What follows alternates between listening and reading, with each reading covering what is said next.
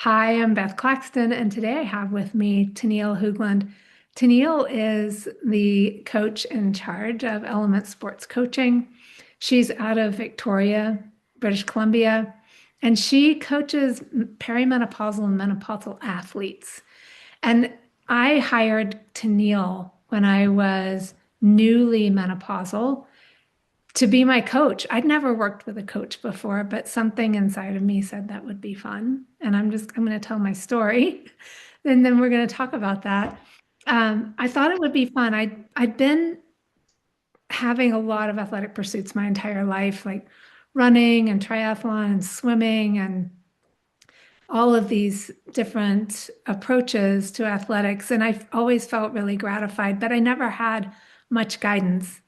So when I was menopausal, newly menopausal, and finally empty nested, and finally had time to do this again and wanted to find physical fitness again, I was tired and I didn't know where to start.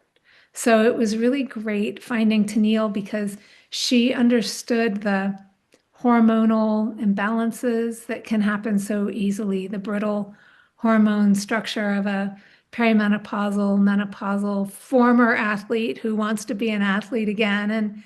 And so the basic things that I learned from her in my comeback was zone two. So a lot of slow, easy efforts. I remember my first month or two of zone two running. It was like really like I have to walk. Like I'm running so slowly. I can't believe that my heart rate's at a place that it's time to walk. So, I slugged along with that, but then got like this basic fitness back and then some weight routines that didn't seem like they were even challenging. Like this isn't even hard, but getting the strength down and then but slowly, not like I was going to hurt myself and a little sore but not too sore. And then also knowing how to fuel, that was super important because I was someone that would have dinner,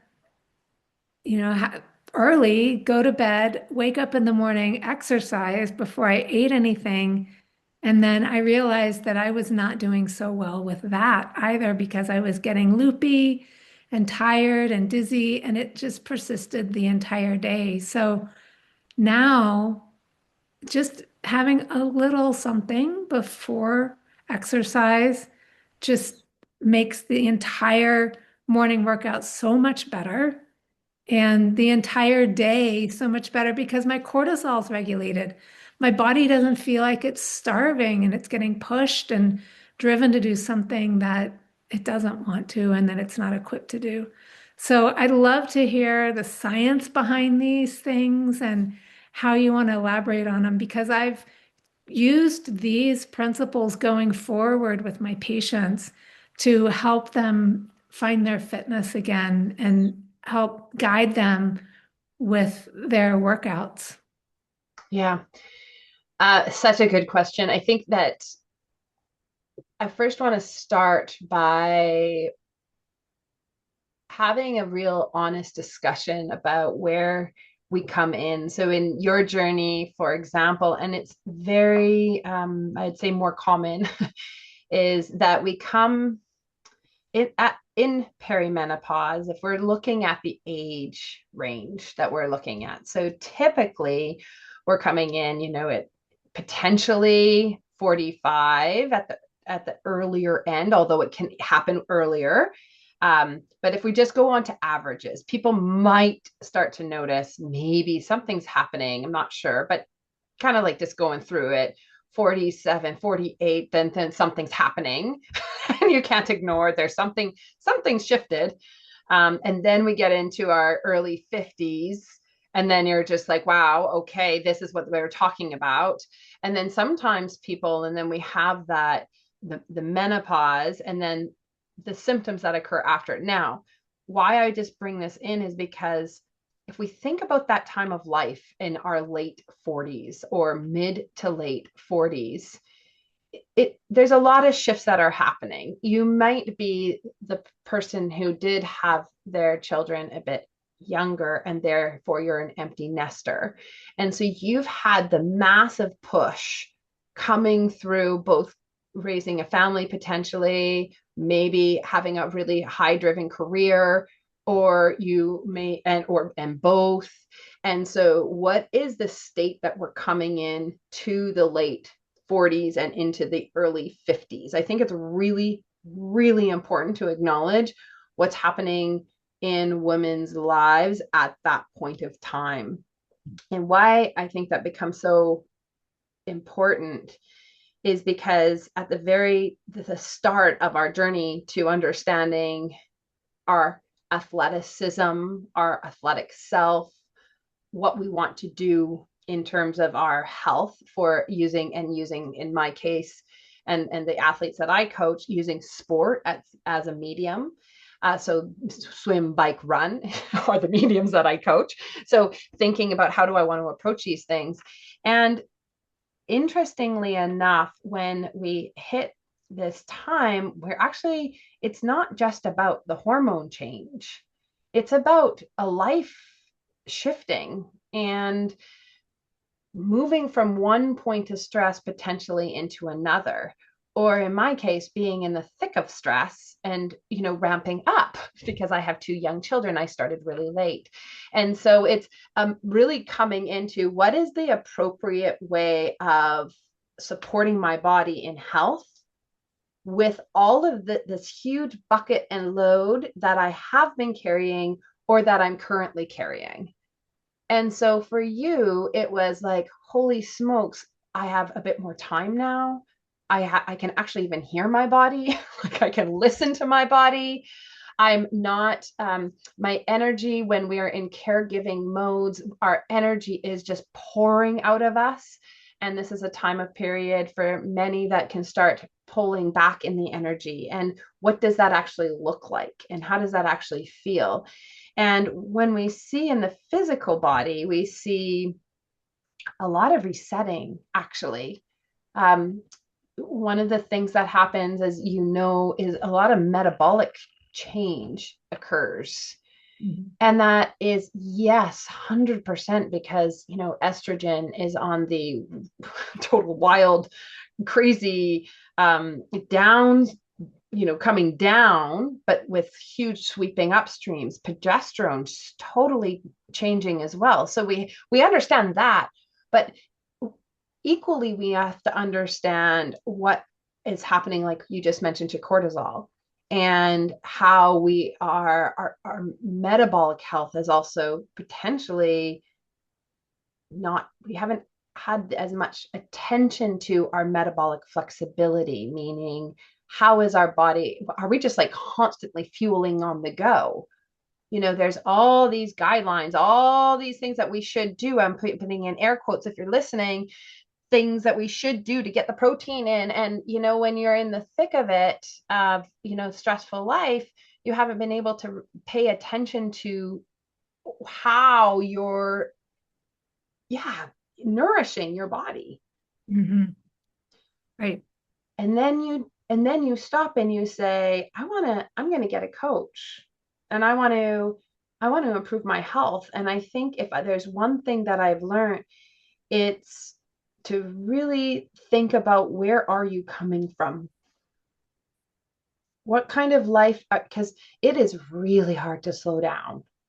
It is really hard to slow down. And one of the big challenges is that I see, and coaches are paid to respond to, like if you have very big athletic ambition, the ambition, and you're a type A personality, go getter, then you're going to be, bring it on.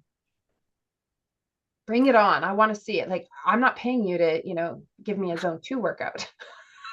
Well, that was what made a huge impression on me is every time we would meet, you would say, what's going on with work? What's going on in your life? What's going on in your business? And, it's a time of high stress. So we're not going to push you really hard this week. And that was made a huge impact. Like, oh, it's all stress. It Yeah, all comes together into the stress bucket. it does. And it's funny because that's where we want to then start to say, okay, well, I do want to maintain my strength.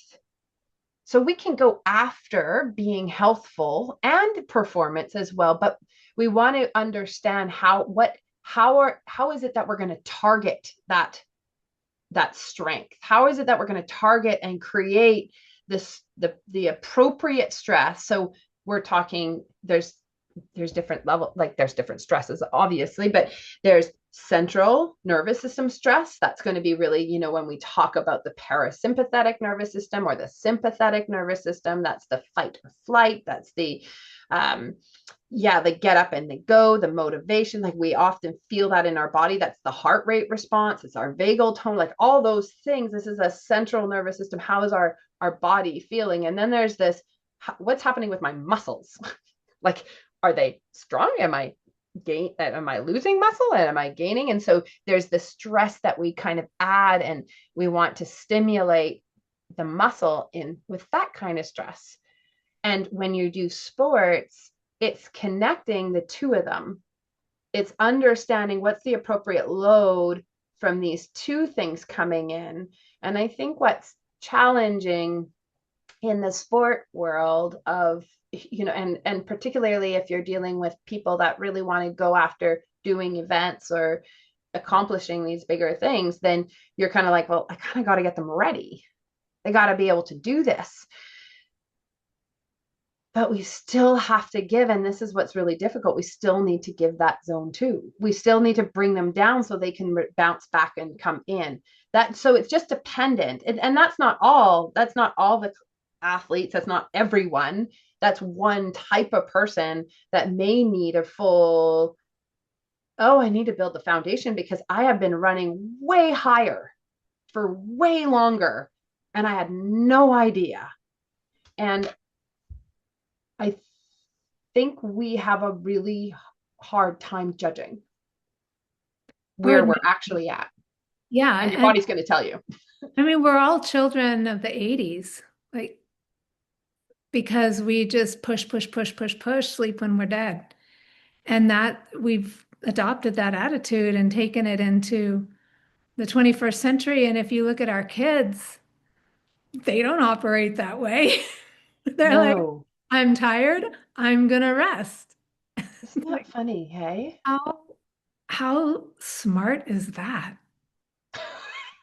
I sure would like to give my kids a kick in the butt once in a while, but yeah, I'm learning From our kids. from our kids. Definitely. They're, yeah. I mean, I could say a lot about that too, but it's absolutely true, Beth, what you're saying. It is the culture that many of us, not all of us, many of us have grown up in.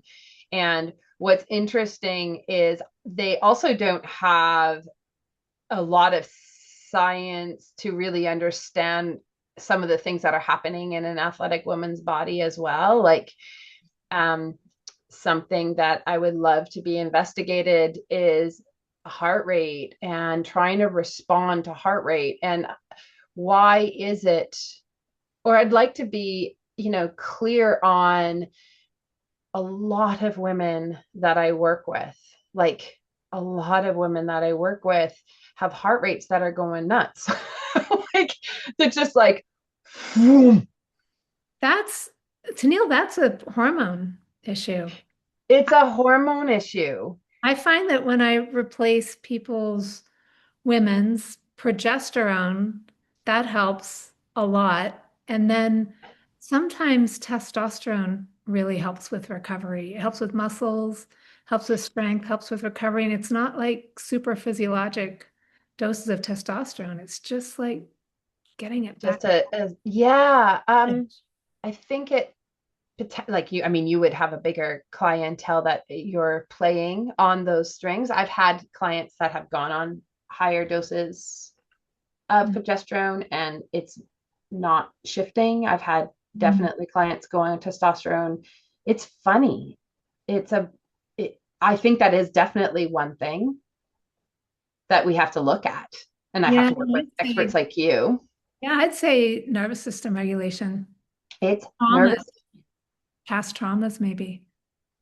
it's there's so many things that we could start pointing to, but what's interesting to me is that why this population, obviously it has a link to hormones because it's this population that is impacting, but it's also this population that is really in shift and in flux. And what we don't talk about, I mean, when we look as coaches, and this is going a little bit on a tangent, but when we look as coaches as to how to deal with it, the current guidelines, if you're following Dr. Stacy Sims or, Dr. Abby Ryan Smith, or these are well researched, really important works that these women are bringing forward on guidelines. And it's doing high intensity interval training. And it's, and then you're pulling in all these different information. And the question is, what does this sort of stimulus do? Are we actually seeing the shift by creating the variability in the training? And is where do we actually have the foundation established so that we can create variability through interval training? And I because there's a lot of evidence saying, like, if you're looking at metabolic health, you're seeing, well, yes, we want to have that zone two from a central nervous system, bringing things down, looking like that is creating that platform. We don't want to immediately go into when we talk about metabolic flexibility. So for your audience, what we're talking about is, are we at lower intensities? If we're walking, are we burning carbohydrates or are we burning fat? Because we want to have lots of oxygen in our body. If we have lots of oxygen in our body, we can just be burning fat. Like when you're sleeping, you're burning fat, right? You're wanting to utilize this beautiful, rich source of energy within your body. But when we get into metabolic dishealth, I don't know, how do we say that? Not healthy. Imbalance, metabolic imbalance could be a word. Then what's happening is we're going straight to the carbohydrates. Mm-hmm. We're not utilizing that. So I know that this is something that you help and see people to do, but how do you create that flexibility when you're also coupled with a high stress point?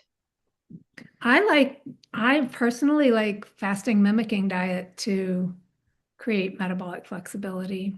So 5 days of calorie restriction, significant calorie restriction, in a fasting mimicking diet sort of way. And then that can teach the body to become more metabolically flexible.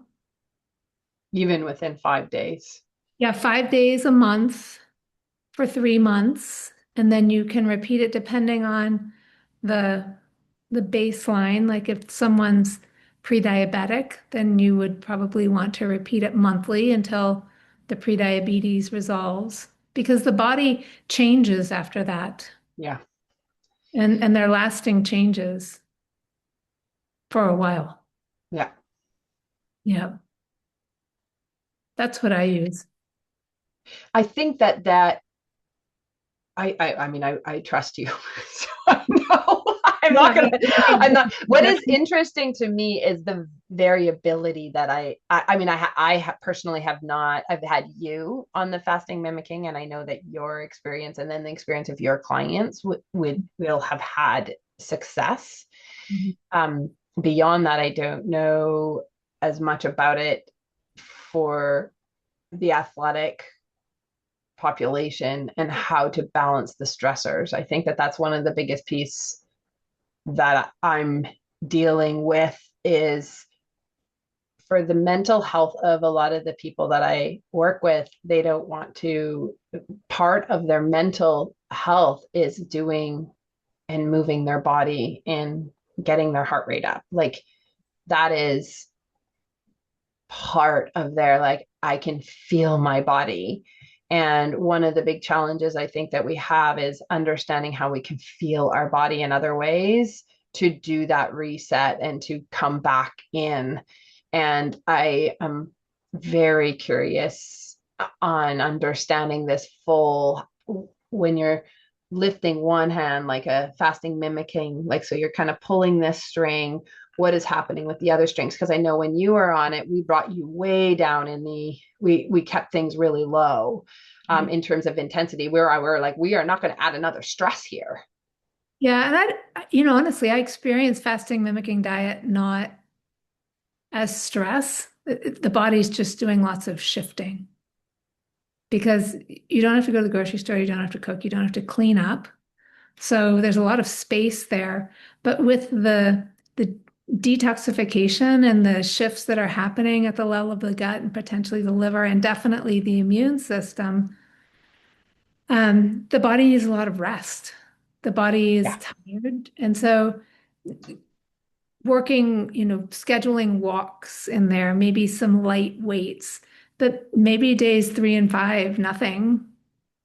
Like moving the body, but like kind of like a workout we did today, not a ton, not hit at those times. No, yeah. But something zone two, just fine. Just fine. It Lots of would be it would be the perfect. One of the interesting things, though, then you're also looking at is if you're in that position where you want to. So if the way that we work at Element is we do 2 weeks intensity, then we do 1 week of building out endurance, and then we do 1 week of recovery. And what's interesting is you still want to, when I think of the fasting mimicking diet, or someone who is in what I hear you saying, tell me if I'm wrong, is like we're really working on it's a rebuild. It's not that it's a stress, but it is just providing this intense experience of just fueling, fueling in a different way, your body and your immune system you mentioned. And so think about at a cellular level how hard your body is working. You can't come into that depleted. You can't do that on a recovery week, because recovery week, like, so I'm thinking, when would you do a fasting mimicking diet? I do it on You, recovery week. yeah, but the idea from the recovery week from a training perspective is that you're recovering from peripheral and higher level of muscular stress. So your body is wanting to repair. It's not one, it is nourishing, but it needs more. Like, how many things are you going to throw at your body to be able to replenish? That's all I'm saying, is like, I'm very attentive to this idea of, if we are rebuilding our body at a cellular level, let's let our body just rebuild at a cellular level. Let's not add a stress I to see what you're also saying. rebuild on. Because then we're like giving like 1-2 punch. And I don't want to give a 1-2 punch. I want your body just to be able to just do one thing. And that is a big thing. The immune system is a big thing.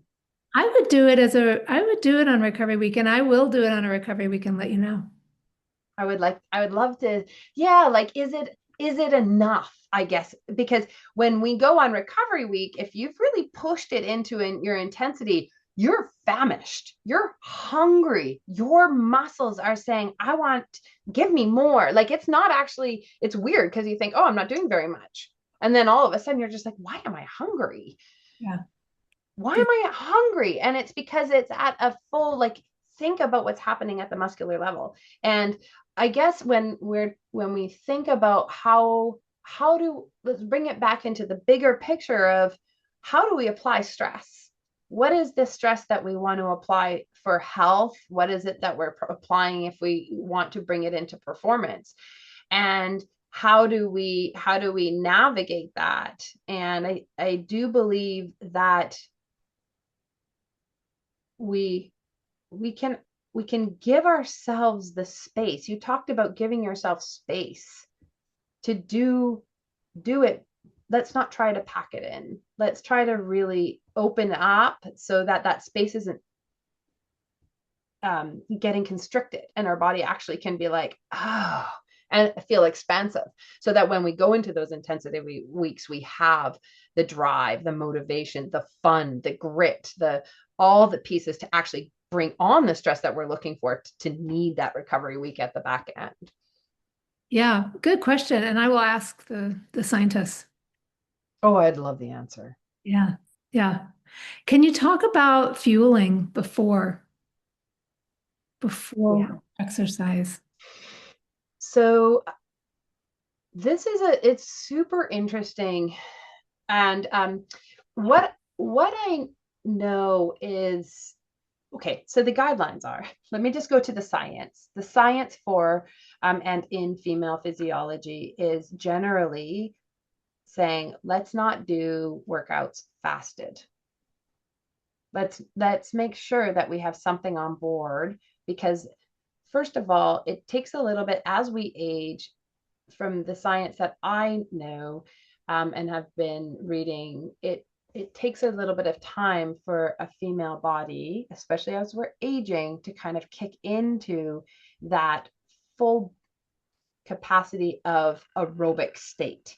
So when we start something, sometimes it feels really hard. It's like, oh my goodness, my legs feel heavy. And all of a sudden, I'm like, I like, especially this is why I do in any of my workouts, at least 20 minutes of a warm up. Like, and I'm like, be gentle, people, like, be gentle, because it does take, it's like it takes at least 20 minutes, sometimes 30, for that body to shift into, okay, now I'm in utilizing all the proper, like the fuels that I want to be able to do my best in this particular workout. Mhm.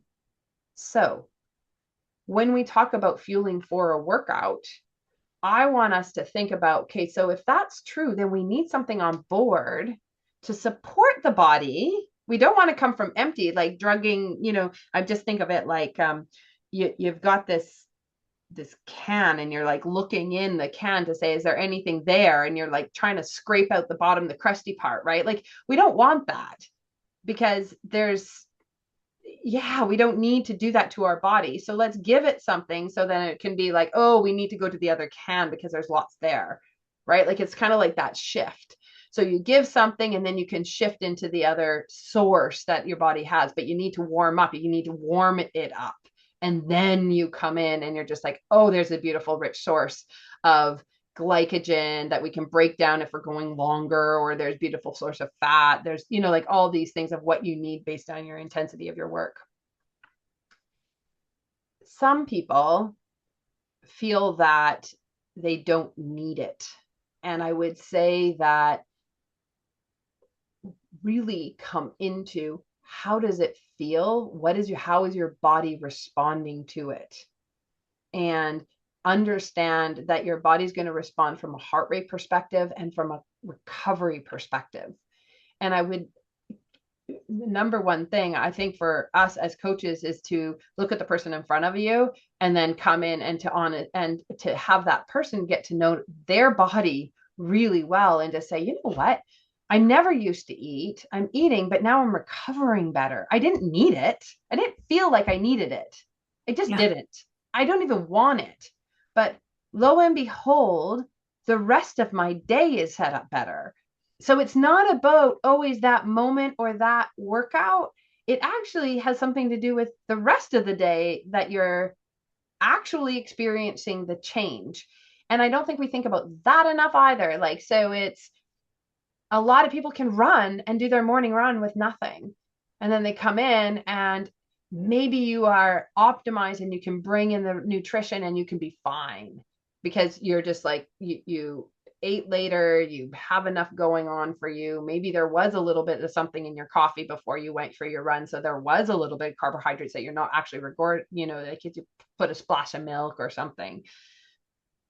Yeah, just think about, how does it actually feel, and how is it my whole day is set up, not just that moment. Yeah, I wanted to add to that. I didn't realize how what an impact it made. And I remember exercising without eating. And then I started eating something like a date. Yeah. a date or two before I would go on a run.